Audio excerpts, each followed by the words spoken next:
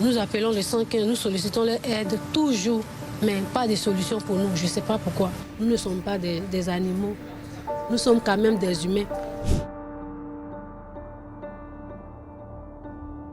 Elle a accouché le 20 octobre. À la sortie de la maternité, cette famille a été remise à la rue.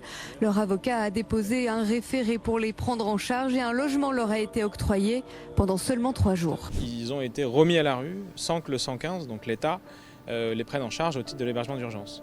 Au regard de l'extrême urgence et de l'extrême vulnérabilité d'un enfant de 7 jours dans la rue, j'ai saisi le juge des référés de liberté du tribunal administratif de Paris. L'État a immédiatement donné un hébergement qui s'est abstenu de donner auparavant. Sans Maroquette, on n'aurait pas eu cet hébergement-là. Et les a pris en charge jusqu'au 31 octobre, pour ensuite, le 31 octobre, les orienter dans un SAS, le SAS de Beaucouzé, un pays de la Loire, à côté d'Angers.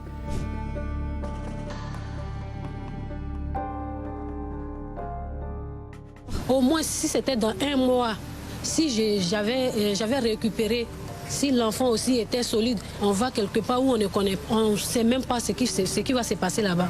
Parce que je ne suis pas en condition pour faire cette distance-là. Moi, j'ai des problèmes de nerfs. Et déjà, je ne peux pas m'asseoir longtemps. Je saigne comme ce n'est pas possible. Si l'enfant aussi était solide, avec ce vent et la pluie, on ne sait même pas ce qui va se passer là-bas.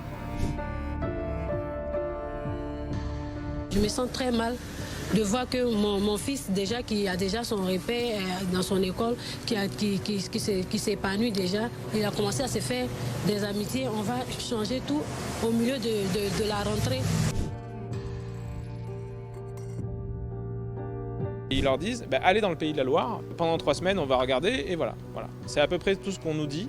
Donc on n'a absolument aucune garantie que l'hébergement là-bas soit pérenne, adapté, et assorti d'un accompagnement social comme l'exige le Conseil d'État. Avec un risque que la famille soit incitée à faire une demande d'asile pour justement être en séjour régulier ou fasse des démarches et si elle ne fait ni l'un ni l'autre, à ce moment-là, ils pourront être remis à la rue comme c'est déjà arrivé dans beaucoup de cas.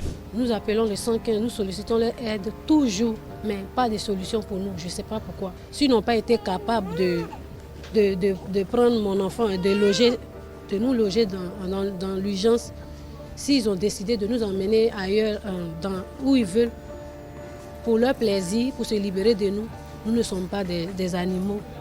Nous sommes quand même des humains. S'ils refusent, je préfère dormir dans les rues.